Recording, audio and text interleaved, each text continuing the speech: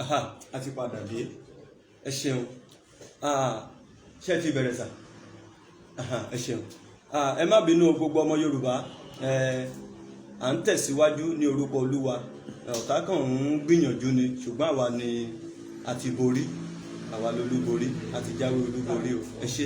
So bàbá wa, ibi tá a bá ọ̀rọ̀ yẹn dé, òun ni ẹ ti gbọ́ yẹn. Bàbá ẹ wá bá wa yànnà náà because kíní ń jà nílẹ̀ Yorùbá, ó sì ń jà wá lógun. Ó mà ní dàásóra. Òun ló mú pọ̀pọ̀lọpọ̀ tó yẹ kó dìde kán sọ̀pọ̀tì ìrìn àjò yìí tó ní kálukú wọn fi rowọ́ àfi tí generation upon generation kan continue nínú ìdààmú yìí. Ẹ ṣeun sir. Ẹ ṣé ọmọ mi, God bless you. Ìjà Yorùbá, ìjà tá à ń jà fún Yorùbá, ìjà tí Ọlọ́run fún ara ẹ̀ fọwọ́ sí ni. Ìjà wọ́n ní ọ̀pọ̀lọpọ̀ tó ti fẹ́ kí irú mi kí n sọ pé mi ò ṣe mọ́. Irú ọ̀rọ̀ tó ń sọ sí mi, wọ́n ń fẹ́ kí n sọ pé ó sú mi kí n sọ pé mi ò ṣe mọ́. Wọ́n rẹ́ni tó jókòó lára àwọn ọmọ Yorùbá tó lọ ń ṣoògùn tó ń kò gbèdè wípé kí Professor Akintoye kékeré kan ṣe kó má lè jàjà ẹ mọ́. Wọ́n wà. Ṣùgbọ́n Ọlọ́run ló ní kí n lọ́jà.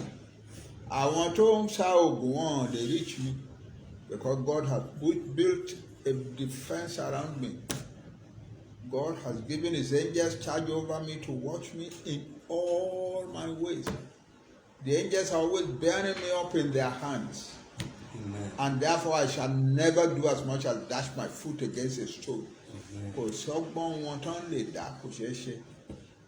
So ìyẹn wà ń bẹ̀. Kí ni ìdí tí wọ́n ṣe rí àwọn Yorùbá tó ń ṣe burúkú bẹ́ẹ̀ yẹn? Ìdí ẹ̀ ni wípé èkíní àwọn tí à ń bá jà kì í ṣojú ìjà, àwọn ò bá wa ja ìjà ojú lásán o. Àwọn ọmọ Yorùbá gbọ́dọ̀ mọ eléyìí. Àwọn Fúlàní tó ń bá wa jà, wọn ò bá wa ja ìjà ojú lásán. They are fighting us with spiritual warfare. Big time. Ẹni tó bá dẹ̀ fẹ́ mọ̀ nípa yẹn, ó easy láti find out. The Fulani are always using àwọn kan, a group of people.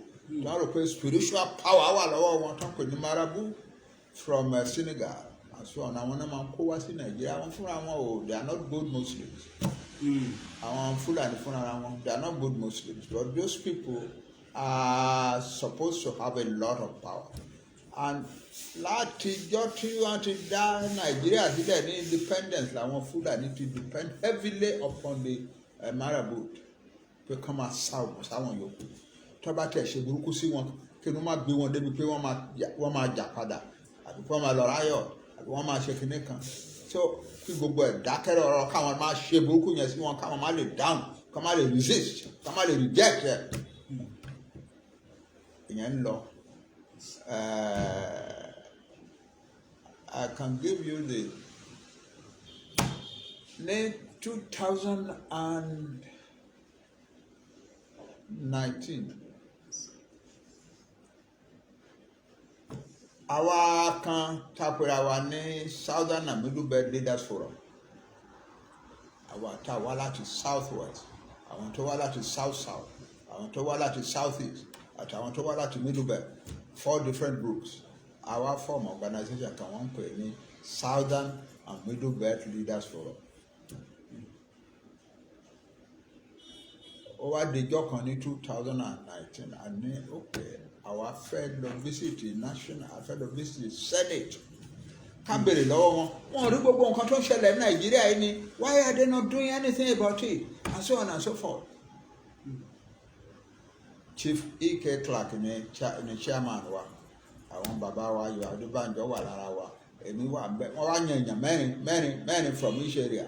Mẹ́rin la ṣe South South, South East, South West, Middle Belt. Wọ́n wá ní kí kọ̀ọ̀kan yan èèyàn mẹ́rin ní South West. Èèyàn mẹ́rin tá a yàn ó include mi. Chief Adébánjọ number 1, èmi number 2. Young men like Mimiko and Yinka Odumakin, àwọn mẹ́rin tí a lọ láti ilẹ̀ Yorùbá nìyẹn. àwọn yòókù ní èèyàn mẹ́rin tí wọ́n 16 of us àdébẹ̀. Nígbà tá a jókòó pẹ̀lú àwọn senators, the president of Senate ó jókòó, the chairman of 8 major committees of Senate wọ́n jókòó pẹ̀lú chairman president of Senate on the highest table.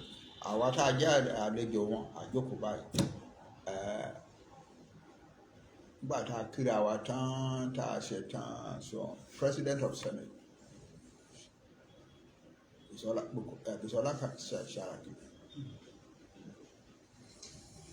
ó ní bàbá ẹ sọ fún gbogbo àwọn tó attend sí yín torí gbogbo àdọ́mọ ọ̀dọ́ a ní attendance a ní personal assistance ó ní ẹ sọ fún gbogbo àwọn attendant yìí ẹ̀yin mẹ́rin yẹn nìkan kù ok àwa sọ fún gbogbo àwọn attendant wa àwọn assistant wa ẹ jáde ó ní kí gbogbo àwọn tó jẹ́ workers for the Senate workers kan jáde ok àwọn yẹn tún jáde ó ní gbogbo àwọn tó bá jẹ́ police àbí security kìnìkan tó bá wà níbi kan jáde tó àwọn yẹn tún jáde ó wá kó àwa mẹ́rin yẹn àti senator 8 àti president of Senate 25 of us. Ó ní nǹkan táwọn fẹ́ sọ fún wa ní bàbá. There is something happening that Nigeria does not pay attention to. Fire on the mountain. Yes. Kì í ṣe ordinary people, kì í ṣe people tá à ń rí àwọn Fúlàní tá à ń rí tá à ń pariwo, kì í ṣe àwọn ló ń take decision for Nigeria ní Abuja yìí. Àwọn kan wà tó ń jẹ́ marabou tán lọ import wá láti Senegal. Ṣé ń gbọ́ gbogbo ọmọ Yorùbá ká lè mọ ibi tá a máa dojú àdúrà àti gbogbo ẹbọ tá à ń rú ká mọ ibi tá a máa dojú ẹ̀kọ́. Ẹ ṣeun bàbá wa ń gbọ́ yìí. Àwọn kan wọ́n máa lọ ń kó wọn wá ní in their hundreds. Tán bá dẹ̀ ń lọ wọ́n máa ń kówó púpọ̀ fún wọn ní. It's like aeroplane tán fi lọ kó wọn Nàìjíríà ló máa gbé aeroplane ránṣẹ́ láti lọ kó wọn wá. Àwọn náà tún máa kó wọn lọ. Ìgbà tán bá ń lọ bí aeroplane wọn yẹn is filled with naira ní àti dollars and so on. But those are the people who are taking this. Only our Senate, the Senate of Nigeria, tá a bá Buhari ṣèpàdé báyìí nírọ̀lẹ́ yìí, tá a sọ pé Buhari nǹkan báyìí lájọ máa ṣe tó agree tí gbogbo wa agree tá a kúrò mẹ́. Táwọn máràbùtù ẹ bá sọ fún lóru pé má ṣe kíní yẹn o, ìgbà tá a bá wá ba sọ́lá àárọ̀ jẹ́ kìí ká máa wà mí pé òun ò tí ì gbọ́ rí ni. Òun ò gbọ́ kíní yẹn rí. Olúwa o. Oh yes. Ó ní so. Ó ní àwọn fúnra ó ní àwa tá a wà bí àwa tá a jẹ́ senators we live in fear of our lives. Well, the other senators will tell you kò sí kankan lára wa tó wà bí tán ti fi marabou threaten. Ìkànnì òun dédé jí láàárọ̀ lòun rí àwọn marabou tó wà wájú ta táwọn ọlọ́pàá wà lọ́dọ̀ ẹ̀. Marabou yẹn ń sọ fún àwọn ọlọ́pàá pé ilé sẹ́nétọ̀ yẹn owó ìjọba tán jí ó kún bẹ̀ ẹ lọ ṣáàjẹ́ ẹ rí. Bẹ́ẹ̀ mi sọ fún un pé owó ìjọba wà bẹ̀. Yes. Gbogbo ọmọ Yorùbá náà wò yí bàbá wa kọ́ra ta tán ṣí àìtò yìí. Yes. Ó ní so àwọn Fúlàní àwọn ọlọ́pàá dẹ̀ wá lóòótọ́ wọn dẹ̀ gbọ́nú lé wọn bẹ̀ sí ṣáàjì yàrá wọn ṣáàjì kitchen wọn ṣáàjì. Ìkan lára àwọn senators ó ní ìyàwó ẹ̀yà òun ìyá tó bí òun wà ní ọ̀dọ̀ òun níjọ́ yẹn tó sick tó wà ní yàrá kan òun sọ pé ìyá wa bẹ wọn tiẹ̀ ká wọ́n ṣílẹ̀kùn bẹ̀ wọ́n lékè wọ́n wo wá bẹ́ẹ̀dì tí màmá wà wọ́n wá bẹ́ẹ̀ wọ́n ṣe gbogbo. Yes, that's how Nigeria is being governed. Anybody tó bá rò pé àwọn Fúlàní yẹn ìrọ̀ everything they do is guided by the marabouts. Everything they do towards Nigeria is guided. Tán bá pé eléyìí táwọn Nàìjíríà fi máa wò díẹ̀ tán máa fi yà jẹ wọ́n tó jẹ́ pé in other countries tán bá ṣe irú ẹ̀ rally àti ṣẹlẹ̀ nípa kankan ìlú àti dàrú kankan rárá o àwa Nàìjíríà máa wò ni ara nǹkan tí àwọn máràbùtù ń ṣe fún wọn nìyẹn. Bàbá wa bó la wá ti rí bó ní Yorùbá ti rí èdè yẹn àṣà yẹn tán dẹ̀ gbé sínú ọmọ. Gbọ́ díẹ̀. So ọ̀pọ̀lọpọ̀ náà àwọn ọmọ Yorùbá fúnra wọn wọ́n á wá oppose ẹni tó ń jà fún wọn. Ara ẹ̀ nìyẹn. Ara nǹkan tí irú àwọn táwọn máràbùtù máa ṣe ni pé Akintoye become unpopular láàrin àwọn tó lòun jà fún yìí gan. Yes, ara ibi tí ó ti wá nìyẹn.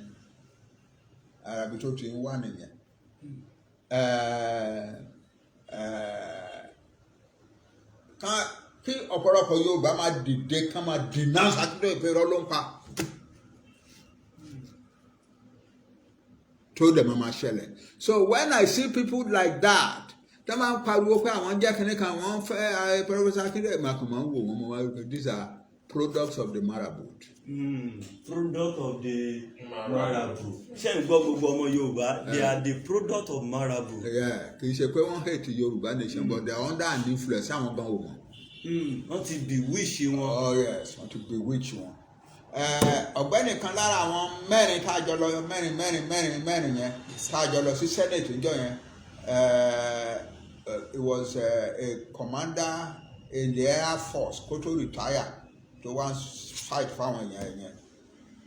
A jọ wà nínú bọ́ọ̀sì nígbà tá à ń padà kúrò bẹ́ẹ̀ ni. Ó ní Nigeria will understand the marabut. Ó ní òun lòun lead the Air Force contingent to wait on the President of Nigeria nígbà Abacha. Òun lòun wà as the commander of the Air Force contingent that waited on President Abacha.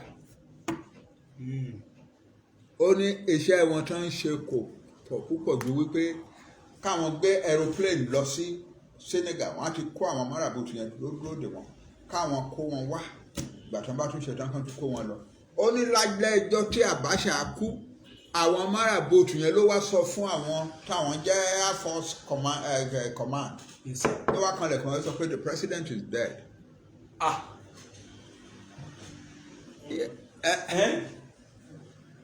Yeah. Oh yes.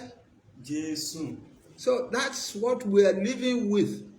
So ká má bínú síra wa tá a bá bá ẹni tó ń sọ burúkú irú ẹni tó sọ pé Yorùbá ò ṣe é jà fún kankan wọ̀nyẹn àwọn product marabut ni wọ́n yẹn. Gbogbo ọmọ Yorùbá ń ní irú àwọn bẹ́ẹ̀ olóòtútù gbogbo ẹ̀ product of marabut. Ẹ jọ̀ọ́ ẹ jẹ́ ká kíyè sọ̀rọ̀ ẹ̀ ká dẹ̀ máa kẹ̀ ká kíyè sára Ọlọ́run á ràn wá lọ́wọ́. Bàbá wa àfẹ́ dá yín ní because ẹ̀kọ́ yẹn pọ̀. Ṣé ọ̀rọ̀ yìí tán ti gbè sínú ọ̀pọ̀lọpọ̀ àwọn èèyàn wa ẹ̀ àtọmọ kékeré o òun náà mo sọ̀rọ̀ ìránṣẹ́ Ọlọ́run lẹ́ẹ̀kan tó jẹ́ ọmọ Yorùbá ọba aṣọ tiẹ̀ ìjòyè aṣọ tiẹ̀. Gbogbo wọn pátápátá they are operating under the influence of the spiritual influence of the marabut. Fẹ́ kí Yorùbá máa lójú kán máa unite kán máa bára wọn jà especially ẹni tó bá dìde bí irú Akintoye yẹn tó lóun fẹ́ gbà wọ́n sílẹ̀ kán máa bájà kán kọjú ìjà sí kán máa sọ burúkú nípa ẹ̀. So nígbà tí wọ́n bá ń sọ burúkú nípa ẹ̀ I know where it is coming from. Therefore I don't let it touch me. I know where it is coming from. The enemy is engineering my own people against me. So what I do is ignore them and pray for God's protection. That's all. So bó ṣe jẹ́ nìyẹn. Ẹnìkan Yorùbá very few nations in the world ló wà unite with Yorùbá. Absolutely. Bẹ́ẹ̀ ni sir. I have traveled in almost every country on earth. Àwọn countries kéékèèké tó ń ṣe wá yapa kúrò ní ara Russia ara Soviet Union tán wá dé kíní tí à ń gbórúkọ àwọn Uzbekistan Kyrgyzstan kankan gbogbo wọn mo ti dé rí. Gbogbo wọn mo ti dé rí. Those are the most remote countries in the world. káṣọ máa sọ̀rọ̀ gbogbo àwọn country yòókù tó wà ní Europe tó wà ní North Africa ní South Africa ní Central America ní West Indies gbogbo ẹ̀mú tó dé. There is no nation, one single nation tó wà as united as the Yoruba nation. Oh my God. Gbogbo ọmọ Yorùbá pàápàá jùlọ ẹ̀yin tí ẹ̀yin ṣe mídíà, màmá wa Lady K, Kowe, Masbi, bàbá wa Ọmọlúkà, bàbá wa Koiki Media, ẹjọ́ ẹ bá wa type ẹ pé gbogbo ọmọ Yorùbá ẹ bá wa because Ọlọ́run fẹ́ tú ọ̀rọ̀ yẹn statement yẹn ìdè ni wọ́n ti fi di ọ̀pọ̀lọpọ̀ ọmọ Yorùbá kò jẹ́ kó ní sense of belong pé ilẹ̀ Yorùbá is worth fighting for, dying for. Ọlọ́run ṣe ṣẹ̀dá ènìyàn. Look at the country all over the world. You see Russia fighting for Russia. Ukraine nígbà tí ìjà bẹ́lẹ̀ between Russia and Ukraine, àwọn ọmọ Ukraine ọmọ Russia kan wà ní other country, they left their country come down láti gba ìjà àwọn ilẹ̀ wọn jà. So báwo ni ti Yorùbá ṣe máa wà except from that? The Yorùbá ò wọ yàtọ̀. Ó yàtọ̀. The Yoruba people are as united, more united than most countries in the world. The Yoruba are united. Nígbà náà sọ pé ẹnu Yorùbá òkò ni wọ́n wò, kí ló mìíràn pé ẹnu Yorùbá òkò, ẹnu wa kò. Bàbá wa mo fẹ́ kó tọ̀rọ̀ kan. Yes sir. Ẹnu wa kò. When the rest of tropical Africa was living in the bush or in something and something, we are the Yoruba people who gathered together. We Yoruba people, we created towns and cities and palaces and big marketplaces. Àwa la ṣe ẹlẹ́nu wa òkò. Tẹnu wa bá fẹ́ kò kí la wá fẹ́ ṣe afẹ́ dòrìṣà ni. We are human beings. We have our faults, but we are a very powerful nation. Heavily united people, and we have achieved great things in history. So, we create the first Europeans to enter into the interior of Yoruba land, Clapperton and his group in 1825 December. It be the rest of Africa, big towns at every short distance from one another. Only time kúrò ní ìlú kan báyìí. Recede lẹ́yìn wọn, the noise of another town tún máa down níwájú tí àwọn máa gbọ́. Wọ́n ní tí àwọn òyìnbó kan tó wá sí one of the Yoruba towns in 1640, ó ní ọjà tí òun wá sí tóun wá sí about 9,000 people ló wà nínú ọjà ìtàn trade nínú ọjà yìí. Only this marketplace is 4 times as big as a new market in Amsterdam. My God. The other way are unite. We are a powerfully united people. Extremely united people. Yes. Oh my God. And we will win what we want. What we want is to be a separate country in the world. We will be. Amen. We cannot continue to be in a country with people who are saying that we must perish. Thank you, sir. And the government is helping them to do it. For 8 years now, we have been under the government of the Fulani that is helping the Fulani people, one, to scatter all over Europe, Nigeria and destroy, kill, maim, all over. They have been, announced that anybody can come from the rest of Africa and come to Nigeria without a passport, without a visa.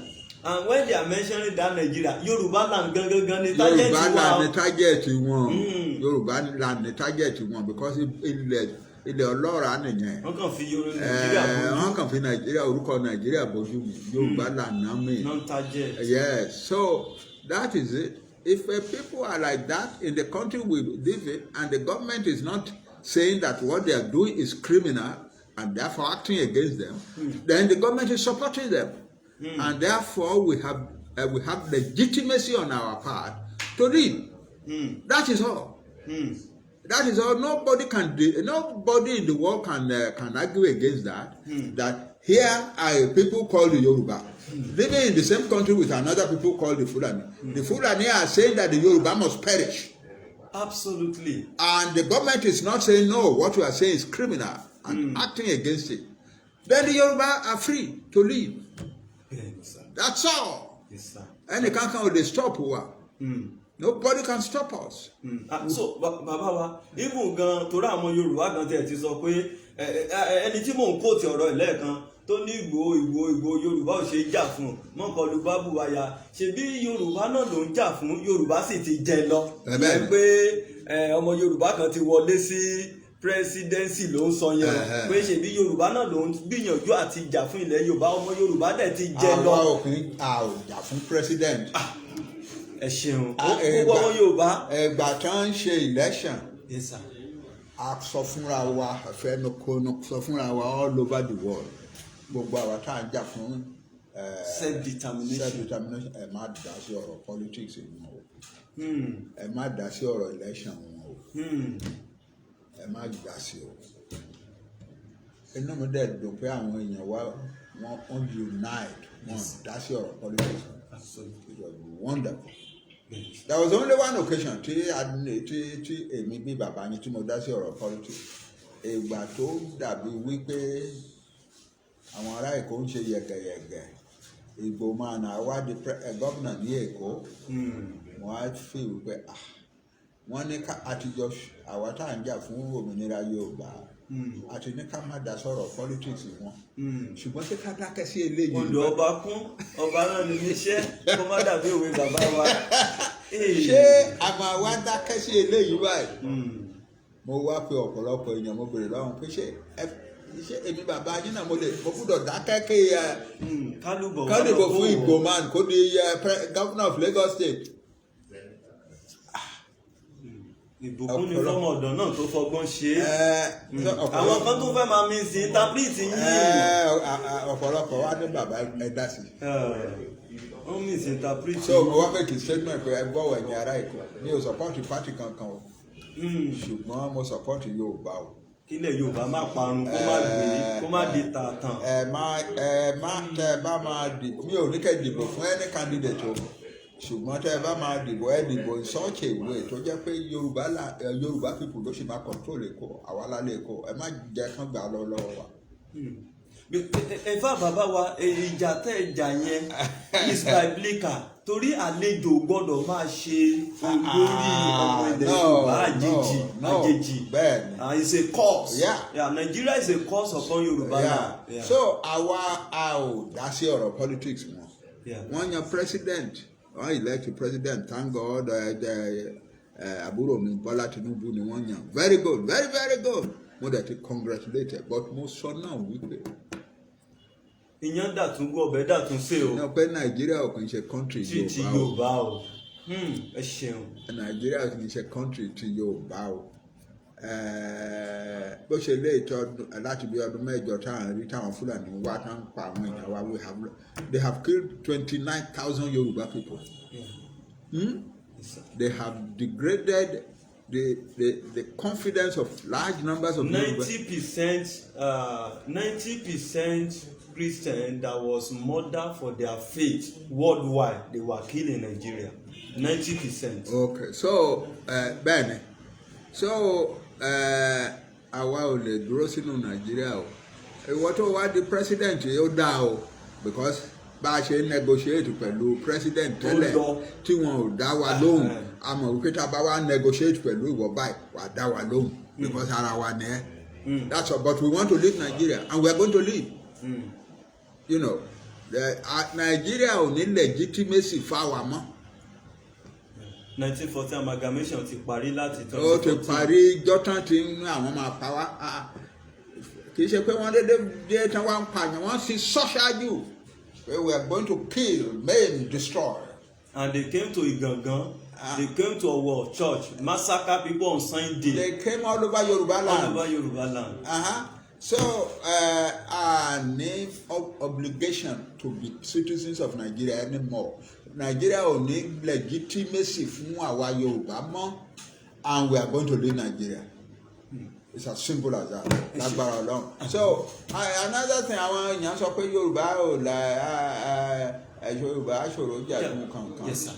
Ní 1963. Ẹ máa gbọ́ o. Ní 1963. Torí lẹ́yìn èní báyìí tá a bá tún gbọ́ lẹ́nu ọmọ Yorùbá kan pé Yorùbá kò ṣeé jà fún ilẹ̀ Yorùbá ò ṣeé jà ọmọ Yorùbá ò ṣeé jà fún kí lẹ láà máa ṣe. Yoruba Nation máa arrest. Yorùbá land máa arrest ẹ. Ẹ ṣe bàbá wa, à ń gbọ́ yín. 1963, I was a young man. Yes, sir. And I was doing research in like Yoruba history. Yes, sir. But what country coming one was Yoruba wars of the 19th century. And continue to research later. So mo lọ sí gbogbo Yorùbá nílẹ̀ Yorùbá ní Nàìjíríà ní gbogbo Benin Republic, Togo, etc. Finding out. So mo wá lọ sí ìlú kan wọ́n pè ní Ìkìrun. Ìkìrun wà kan náà. Yes, sir. Mo wá lọ interview àwọn chiefs in the palace. Yes, sir. Àwọn chiefs yẹn ló wá sọ fún mi pé ọmọ yìí o ǹjẹ́ gbórúkọ bàbá tó ń jẹ́ ọlọ́ba Àgùn ìlú tó ń jẹ́ ọba Àgùn ǹjẹ́ gbórúkọ wọn ni kò jìnnà sí Ìkìrun bíi lọ síbẹ̀ wà rí bàbá náà he is the ruler of that town. Yes, sir. It's a small town kò tó bèbè tó Ìkìrun but the old man there is very knowledgeable about nǹkan tó ń béèrè wọ̀nyí. So nǹkan àgbà ni mo béèrè sá. Bó ṣe ṣẹ̀ wá. So wọ́n ní kò teacher lọ sí teacher náà pé gbogbo àwọn àti lọ sí school. Bẹ́ẹ̀ ni sá. Lọ síbẹ̀ wà rí bàbá yẹn á sọ pé nǹkan tó ń béèrè tó dàbí pé àwa ò mọ̀ dáadáa á sọ fún ẹ. So mo wá lọ sí ìlú náà tó ń pè ní ọba 4 days mo fi interview bàbá yẹn 4 days. One of the things tó sọ ó ní àti bẹ̀rẹ̀ lọ́lọ́run to make a covenant with the Yoruba people. Okay. Ó ní àti bẹ̀rẹ̀ ló ti bá ìran Yorùbá dá májẹ̀mú. Yes. Ó ní àwọn bàbá wọn àwọn olórí wọn kúnlẹ̀ síwájú Olódùmarè báyìí. Yes, sir. Olódùmarè wá ń sọ fún wọn wípé ẹ̀yà tí yín ò ní parẹ́ láéláé. Àṣẹ Èdùmàrè. Pé òun dẹ̀ ti ṣètò. Olódùmarè sọ fún wọn pé òun ti ṣètò. Pé tó bá di wípé ẹ ń lọlẹ̀ ẹ gbàgbéra ẹ ń sùn. Ó bá di wípé ẹ ń lọlẹ̀ èèyàn kan á wá sáàárín yín láti wá enlighten yín láti gbé yín padà sókè ibi tẹ́ ti wá. Òkè lẹ belong sí òkè ní Yorùbá belong sí among humanity. Tó bá di wípé ẹ ń lọlẹ̀ èèyàn kan dìde á wá gbé yín padà síbi tẹ́ belong sí. Bàbá wa á lọlẹ̀ ó kọjá bẹ́ẹ̀. Ọlọ́run gbé ẹ̀yìn àti bàbá ṣe Sunday. Nǹkan so ó ní Ọlọ́run Olódùmarè sọ fún wọn wípé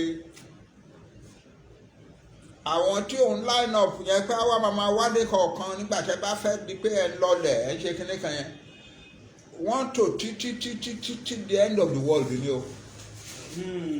Kò sí jọ́tí line yẹn máa break. Kò sí jọ́tí Yorùbá máa wà ní trouble tán rí ẹni tán ní rẹ ọmọ Yorùbá kan tó máa dìde. Kò sí ara àwọn tó ń rán nìyẹn o. So your nation will never become a small nation. Your nation will never become a subdued nation. Nǹkan tí bàbá yẹn sọ fún mi jọ ẹni. Gbogbo ọmọ Yorùbá ṣe ń gbọ́ ìtàn 1963. Bẹ́ẹ̀ni. My God. March 1963. My God. Ọjọ́ mẹ́rin náà fi ṣe interview. Yes. Fún àwọn. Nǹkan mìíràn tó sọ fún mi ó pọ̀ rẹpẹtẹ but eléyìí ó yẹ kí gbogbo Yorùbá gbọ́. Pé Ọlọ́run ti tò àwọn kan sílẹ̀ tó jẹ́ pé nígbà tí ó bá dàbí pé Yorùbá ń sùn lọ wọ́n ń sùn wọ́n ń gbàgbéra wọ́n ń lọlẹ̀ àti ọ̀n èèyàn kan wá tó máa ẹyẹ sùn jí má sùn ẹyẹ sùn ẹdìdẹ kẹ padà belong síbi tẹ́ wà ibi tẹ́ Ọlọ́run fún yín mú yín sí òǹkàjọ eléyẹ padà síbẹ̀. ṣe bàbá wa. So kéèyàn kan máa sọ pé Yorùbá ò unite Yorùbá we are a special people before God. we are special people. ènìyàn pàtàkì lójú Ọlọ́run níwájú Ọlọ́run ìran Yorùbá jẹ́. kò síjọ́ tí Yorùbá máa lọlẹ̀ tó dẹ̀ máa dúró sílẹ̀ bí a ti lọlẹ̀ láti 1914. láti ń lọlẹ̀ díẹ̀ láti 1914. yes, because àwọn òyìnbó ò fẹ́ràn wa. àwọn òyìnbó ò fẹ́ràn wa. because a yàtọ̀ lójú wọn sí gbogbo other black people ní Africa. Our, by the time they came, we were already educated. We were already educated people. I think producing lawyers, doctors, engineers, and so on. By the time when you go my day in 1990 something. So, and the first newspaper to be published in Africa. Not Nigeria, in Africa. Yes, was published in Abeokuta in 1859. My God.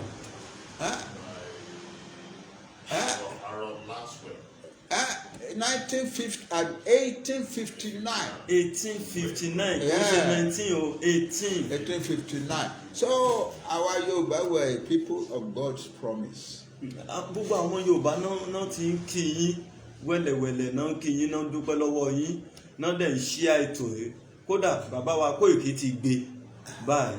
So millions of àwọn èèyàn sì náà ń tẹ̀lé wọn. So àwọn tó ń wo ìpàdé yìí wọ́n mọ̀ pé yes nǹkan kan. We are a people of God's promise. We have àwọn Jews who claim that àwọn people of God's promise they are. But the only thing advantage ní lórí wa ni pé the land writing. We don't have writing. So we cannot tell our story. But we now have a means of recovering our story. I have written a book, Yoruba History. I have written another book, Yoruba People. Profile of the foremost black nation in the world. The foremost black nation in the world. Ìyẹn ti publish ẹ̀ báyìí níbi àìsí mi lé ní òjẹ́ ká ti ṣe launching ẹ̀. It's a very big book. Mi ò mọ̀ pé ó máa tóbi tó yẹn ó gbọ́ tó tóbi gan-an ni. Then I am writing another one now. It's going to be a shorter book. The spiritual history of the Yoruba people. Amen. Eléyìí tẹ́ kọ toró nìkan tó ti jáde before eléyìí tẹ́ mention nípa good news to the page. Bẹ́ẹ̀ni. Èmi tẹ̀ ti print yẹn jáde. Ìgbọ̀dá tàìtà wa mo print ẹ̀ lẹ́yìn ìgbà yẹn àwọn kan ní YSDL. Wọ́n ti ṣe wọ́n ló tẹ̀ ti wà lórí Amazon. Gbogbo àwọn ọmọ Yorùbá ṣe rí àkọsílẹ̀ dá àsọtẹ́lẹ̀ àti àkọsílẹ̀ gbogbo ẹ̀ náà ló wà nínú ọ̀rọ̀ Ọlọ́run. Ó sọ fún Ábákọ́kù ó ní kó kọ ọ́ lẹ̀. Bàbá wa ti kọ ọ́ lẹ̀. So àwọn ìwé ìtàn wọ̀nyí a nílò láti kà á. Téèyàn ò bá bá ìtàn àbárọ̀bá àrọ́bá òun ni bàbá ìtàn. Ṣé rí àwọn ìtàn tá a kà ẹ̀ ó ṣe kókó kí tiwa má bàa gbé kó má bàa parun lórúkọ Jésù. Wọ́n ti sọ fún wa bẹ́ẹ̀ yẹn wọ́n ní wọ́n ṣe ìwádìí yẹn lọ́dọ̀ bàbá yẹn fún ọjọ́ 4 ní ìlú téèyàn lẹ́yìn Ìkìrun náà lọ ìlú yẹn. Ìlú yẹn kékeré ní Ọbàgùn lórúkọ ìlú yẹn. Ọbàgùn lórúkọ Ọlọ́bàgùn lórúkọ ní bàbá yẹn ti lọ bá wa ṣe. Bàbá yẹn jẹ́ Adékánsọ́lá. Adékánsọ́lá. The Ọlọ́bàgùn of Ọbàgùn. Ní 1963. Yes. Ẹ ṣeun sá. Wọ́n ní bàbá yẹn sọ pé Yorùbá ò lè dìlú kékeré, wọ́n lè dè wọ́n lè parun láyé, wọ́n lè dè èèyàn kékeré láyé. Tí ó bá tó àkókò tí gbogbo wa ti ń sùn bá ṣe ń sùn yín Ọlọ́run á gbé àwọn kan dìde tá a bá sì wá dẹjú àárín mú àárín wípé Ọlọ́run ti gbé bàbá wa Akíntóyè dìde, ó gbé Chief Sunday dìde, ó dẹ̀ gbé àwọn kéékèèké náà dìde tì wọ́n lẹ́gbẹ̀ẹ́ láti kún wọn lọ́wọ́ ká lè dé ilẹ̀ lérí. Ọ̀rọ̀ Ọlọ́run wá sọ wípé ẹ̀yin Yorùbá ẹ dìde kí ẹ sì máa lọ sí ilẹ̀ lérí yín nítorí pé èyí kì í ṣe ibi ìsinmi yín, Nàìjíríà kì í ṣe ibi ìsinmi wa nítorí ó jẹ́ aláìmọ́ yóò pa yín run àní píparun kíkorò tá a bá kúrò láàrin wọn.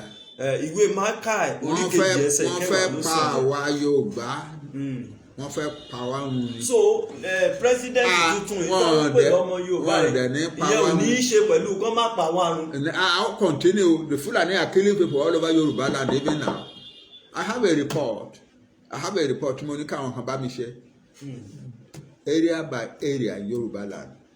Fulani people are killing so kò sí nǹkan tọ́mọ Yorùbá tó wà ń bẹ̀ yìí tó lè ṣe sí àfi tá a bá jáde kúrò láàrin wọn ló tó lè dẹ́kun. agbọ́dọ̀ kúrò nílẹ̀ ní Nigeria. Nigeria is the land of the death for the Yoruba people. We must not die. The only way tí a lè survive ká má kú ni ká kúrò Nigeria, that's all. ẹ̀yin èèyàn mi ká dúpẹ́ lọ́wọ́ Ọlọ́run tó fún wa ní bàbá wa yìí o, because irú wọn ṣọ̀wọ́n nílẹ̀ Yorùbá. I have never ó hard fún mi láti ìgbà tí mo ti ń wò kẹ́ẹ̀kan rí àwọn elderly person báyìí kán lè máa reason jinlẹ̀ báyìí nítorí ọjọ́ ọ̀la. Àmọ́ àwọn bàbá mi tá gbọ́dọ̀ dárúkọ wọn tó jẹ́ pé ẹ̀yin náà mọ̀ níṣe náà máa sọ èrò náà máa fi ìdí wé ìrù orí wé ọkàn àwọn nǹkan tí ò jọra wọn náà máa sọ, and we are dying on daily basis. Bàbá wa ẹ pẹ́ fún wa mélòó la fẹ́ sọ nínú ẹ̀yin Adépèlé kó má dàbí òwe torí àfẹ́ gbà àkókò yẹn àfẹ́ kẹrẹ. Bàbá wa mo fẹ́ kẹ́ ẹ pa láṣẹ fún gbogbo ọmọ Yorùbá bóyá mọ̀ràn náà ni ká tún sọ, ṣùgbọ́n nǹkan tẹ́yìn bá ti sọ ń bí èmi rí gẹ́gẹ́ bí àṣẹ sí ìran Yorùbá tá a dẹ̀ gbọ́dọ̀ tẹ̀lé pé látòní lọ ọ̀rọ̀ tán máa ń sọ pé ilẹ̀ Yorùbá ò ṣe é jà fún kò ṣe, mo fẹ́ kẹ́ ẹ bá wa fa igi yẹn tu lénìí, ìgbòǹgbò yẹn kan fà á tu, then gbogbo wa kẹ́ ẹ wá sọ fún wa kí gbogbo ọmọ Yorùbá bẹ̀rẹ̀ sí fi ṣe ìdánilẹ́kọ̀ọ́ fún àwọn ọmọ wọn pé ìlú ẹni ilẹ̀ ẹni tọ́lọ́run dáyàn sí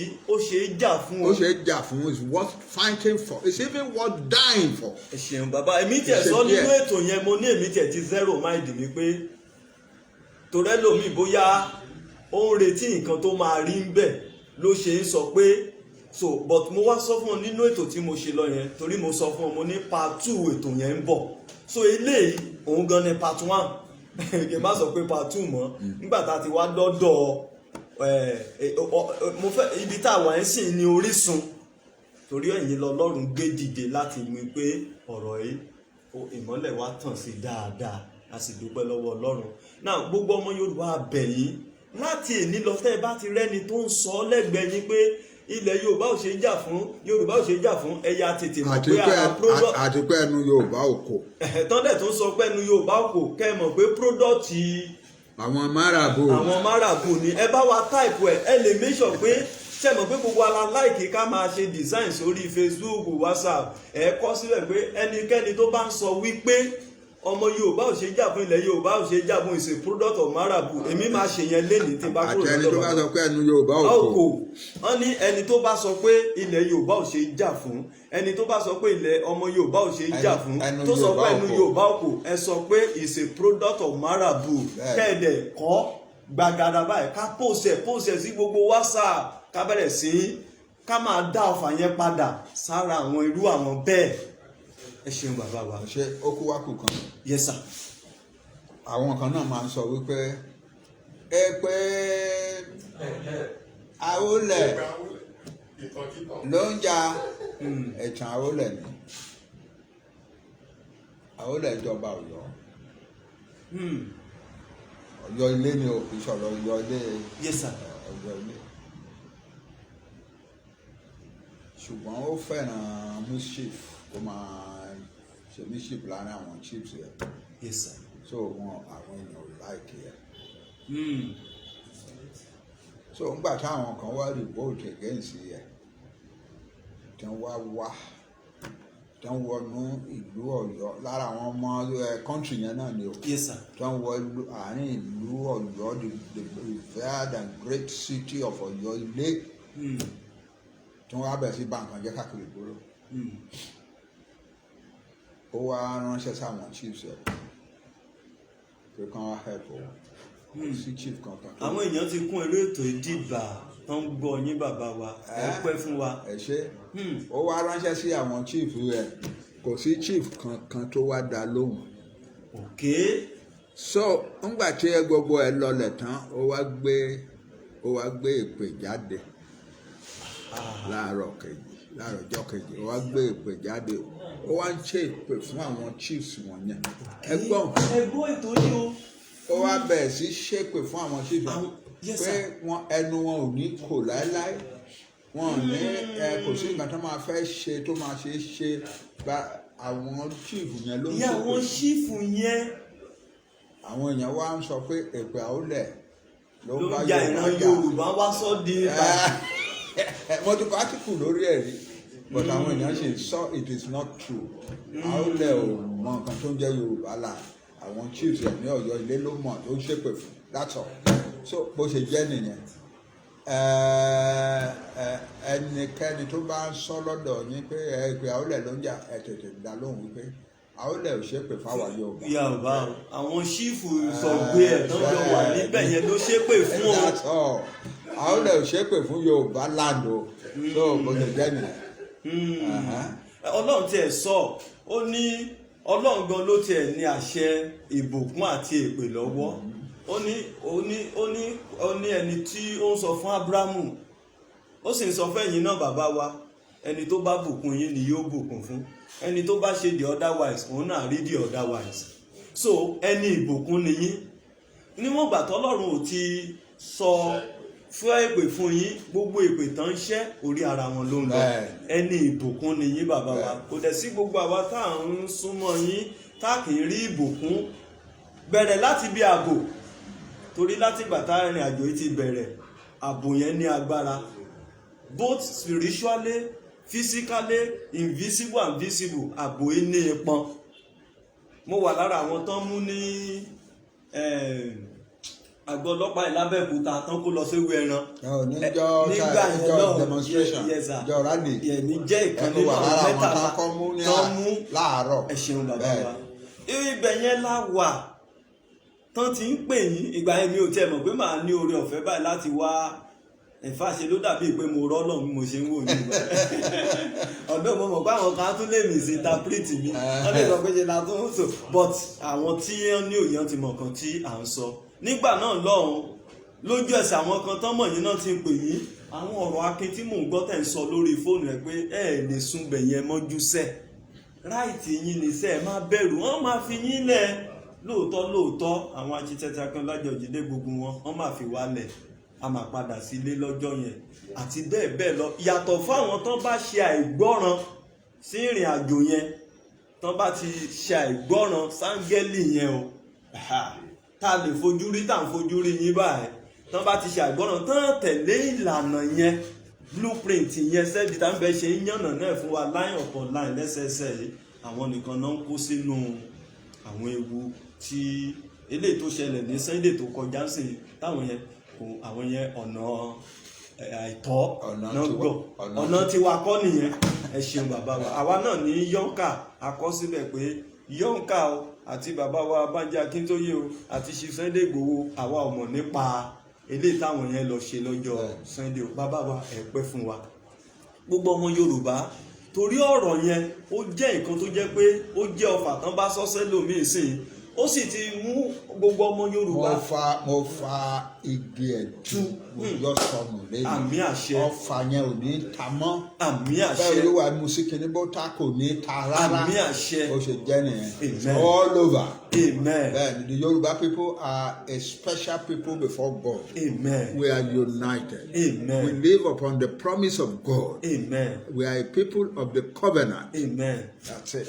ẹ ṣeun bàbá wa gbogbo ọmọ Yorùbá ní láti èní lọ èní ní ọjọ́ kẹta oṣù kẹfà ọdún 2023 náà àjàgà náà ti wó báyìí ó ti wó àjàgà nígbà tá a ti jọ́dọ̀ ẹni tí Ọlọ́run fi àṣẹ lé lọ́wọ́ láti kó wa kúrò lóko ẹrú àjàgà náà ó ti fọ́ so láti èní lọ gbogbo ẹ̀yin pásítọ̀ ọmọ Yorùbá the indigenous Yorùbá clergymen nínú chọ́ọ̀chì yìí torí èmi ti bá pásítọ̀ tó ń sọ bẹ́ẹ̀ pàdé rí wọ́n ní ká preach ẹ̀ ká fi ṣe ìdánilẹ́kọ̀ọ́ fúnra wa fáwọn ọmọ wa fáwọn ọmọ Yorùbá wípé Yorùbá land ṣe é jà fún Yorùbá people ṣe é jà fún ẹnu wa dẹ̀ ti kò èpè Awújálẹ̀ ò dẹ̀ ja ẹnikẹ́ni dẹ́ ẹ̀yin tẹ́ jẹ́ Muslim náà ẹ jọ̀ọ́ ẹ máa bá wa sọ bẹ́ẹ̀ lọ́dọ̀ yín kẹ́ fi ṣe wàásùn ó tó fi ṣe wàásùn then number 3 ẹ̀yin bàbá wa ní ti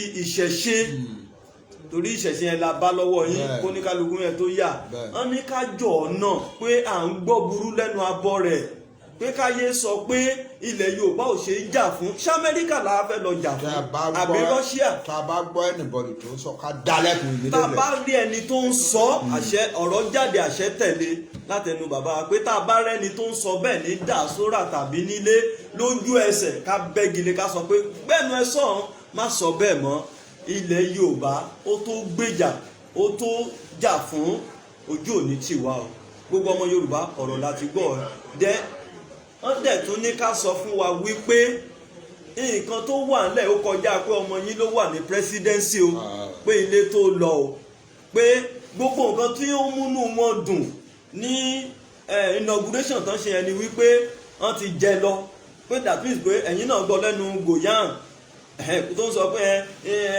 inú òun dùn Nàìjíríà ti lò 60 years á tún lò 60 years míì ẹ̀ẹ́dẹ̀gbọ́n nǹkan tọmọ yín náà sọ tó ń sọ̀rọ̀ nípa nǹkan tí ó wà united tó ń sọ pé ó wà united wọ́n ní rárá kò rí bẹ́ẹ̀ o so ojú òní tì wá bàbá wa ó wo ni ká jẹran pẹlẹnu ṣùgbọ́n ọ̀nà fún òjẹ́ kó má dàbí òwe bàbá wa inú wa dùn níṣe lọ́lọ́run fi sí mi lọ́kàn pé tá a bá débí pé ká béèrè lọ́wọ́ yín kẹ́ ẹ̀ lè bá wa fa igi náà tu ó sì ti di fífà tu gbogbo igi tí àti fàtú lẹ́yìn ó di àṣẹ so gbogbo ọmọ Yorùbá pátá nílé lóko ẹjọ́ ká fi lè ṣe pa ọgbọ́n eléyìí tí bàbá yẹn sọ àpò ara ẹ̀ ló sọ sí àwọn kọ́ ni olórí aláṣẹ ilẹ̀ Yorùbá o gbogbo wa la mọ̀ o àdẹ̀mọ́ ọ ní ojú tó yónú gbogbo ẹ̀ báyìí gbogbo ẹ̀ láti mọ̀ ẹ má bínú o so ẹ jẹ́ kí n kọ orin yìí ká máa fi dágbére fúnra wa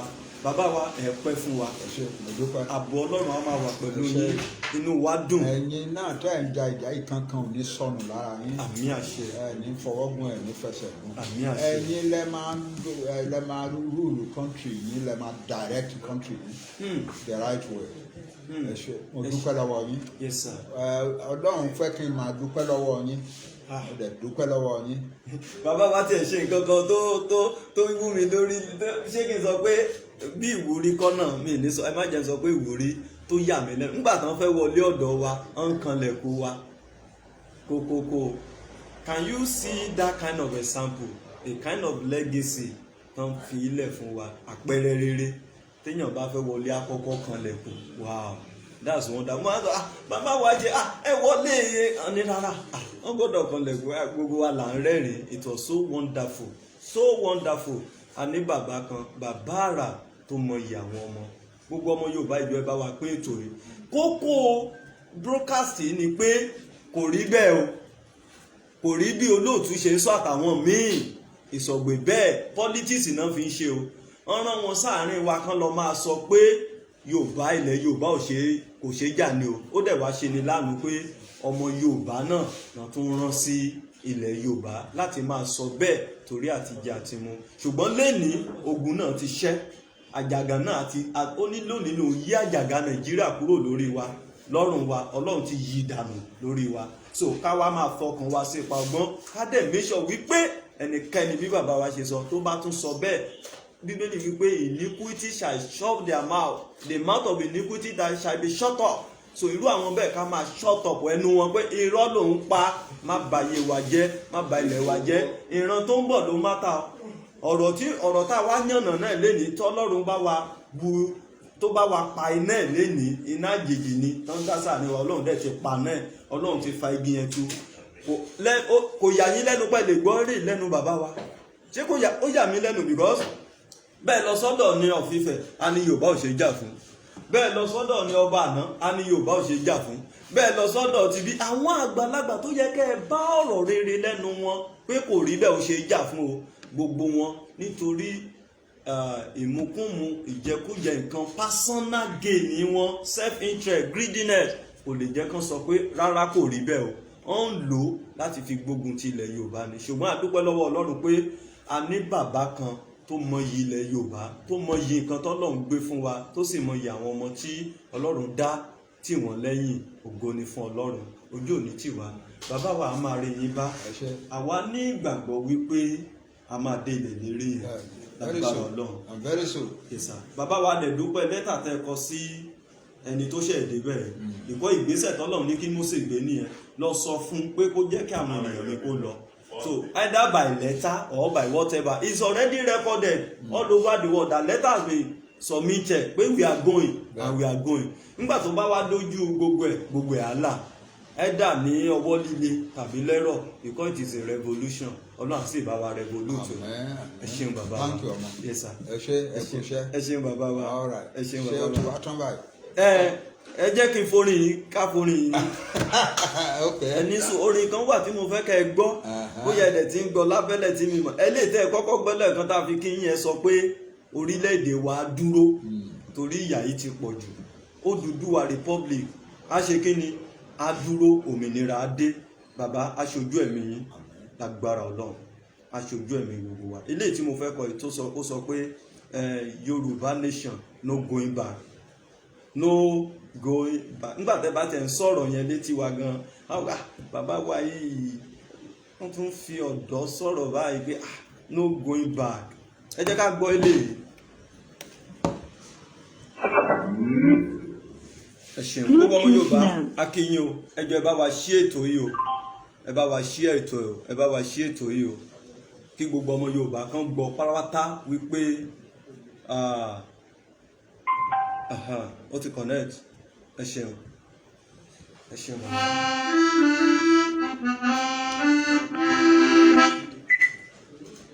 No going back, Yorùbá nation, no going back. Ìyà tó jẹ wá tó àrùn lọ.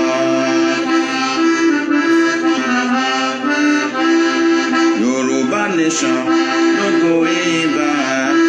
Yorùbá nation, no going back. Ìyà tó jẹ wá tó àrùn lọ. Àwọn ẹ̀yà kan ń bẹ òní ilẹ̀ yìí. Wọ́n sọ̀rọ̀ wọn dọlọ́run ò lé wa lórí. Wọ́n pera wọn ní èdè àbọ̀ǹtòrò. Gbogbo agbára ni wọ́n ń lò lé wa lórí. Wọ́n ń pa wá nípakúpa o lójoojúmọ́. Gbogbo nǹkan oko wa ni wọ́n ti bàjẹ́. Wọ́n kó gbogbo irúgbìn wa fẹ́ràn wọn jẹ. Gbogbo àgbẹ̀ tó bá tún sọ̀rọ̀ wọn pa á di. Wọ́n ń bá ìyàwó wa sùn nínú ọkọ pẹ̀lú AK-47 ní ọwọ́ wọn. Bẹ́ẹ̀ ni kò síjọba tó lè gbà wá sílẹ̀ ṣùgbọ́n lọ́rùn Oòduà á kó wa yọ. Ìyà tó jẹ wá tó àmì ńlá. Nàìjíríà báyìí o Nàìjíríà báyìí o ìyà tó jẹ wá tó àmì ńlá. Yorùbá nation gbogbo yìí bá Yorùbá nation gbogbo yìí bá ìyà tó jẹ wá tó àmì ńlá. Ìyà tó jẹ wá tó àmì ńlá. Ìyà tó jẹ wá tó àmì ńlá. Ìyà tó jẹ wá tó àmì ńlá. Ẹ ṣeun bàbá wa àdúpẹ́ gbogbo àwọn ọmọ yín náà ń kí yín wọ́n kàn bẹ̀rẹ̀ sí ń táìpù ní kódà wọ́n ṣàfẹ́ máa wò yín wọ́n fẹ́ ká fi yín lẹ̀ àwọn kan kọ lẹ́tà pé kí n má ti jẹ́ kẹ́ ẹ lọ ẹ ṣeun sá ẹ ṣeun sá so ẹ rí each time tẹ́ bá sọ̀rọ̀ gbogbo àlà ń fìlì àlàáfíà ìmísí àlàáfíà ìmísí òmìnira ibẹ̀ yẹn la ti ń mọ̀ pé yes this is God not human. Àdúpẹ́ bàbá wa ṣe. Thank you sir. Okay. Ó dàbọ̀. All right. Ẹ ṣé o. Ó dàbọ̀ gbogbo lé bàbá wa ẹ̀yin tẹ ó dàbọ̀ ẹ ṣé so a ní rí jù báyìí lọ àkíyín ẹ ti mọ ibi tí bàbá wa wà kó má dàbí ìpèsè la tún polówó ibi tá a wà ẹ ti mọ ibi tán wà ibẹ̀ náà lọ́lọ́run tún ràn wá lọ́wọ́ dé adẹ̀dúpẹ́ lọ́wọ́ Ọlọ́run ojú òní tì wá gbogbo ẹ̀yin ọmọ Yorùbá pátá ó mà ní ìdásóra la máa kúrò Èkó délé ẹ ṣé púpọ̀ ní gbogbo ibi tá a wà lẹ́lẹ́gbẹ́jẹgbẹ́ lókan òjọ̀kan kí gbogbo wa máa sa ipá rere láti rí pé orílẹ̀-èdè Yorùbá dúró ká work in unity not to work against what we are doing tàbádẹ̀rẹ̀ ẹnikẹ́ni tó fẹ́ máa work against the unity we shut off their mouth immediately a máa rí yín bá ọ lágbára Ọlọ́run a tún máa pàdé láyọ̀ ẹ ṣé ẹ jọ̀ọ́ ẹ bá wa share ètò ẹ bá wa love ẹ káwọn èèyàn fi gbọ́ pé yes kò rí bẹ́ẹ̀ o a dẹ̀ ti fa igi yẹn tu so láti èní lọ kò sí tó bá lẹ́ni tó sọ létí wa lẹ́gbẹ̀ẹ́ wa káyà shut up ẹnu ẹ̀ ẹ ṣé púpọ̀ God bless us in Jesus name ẹ ṣeun.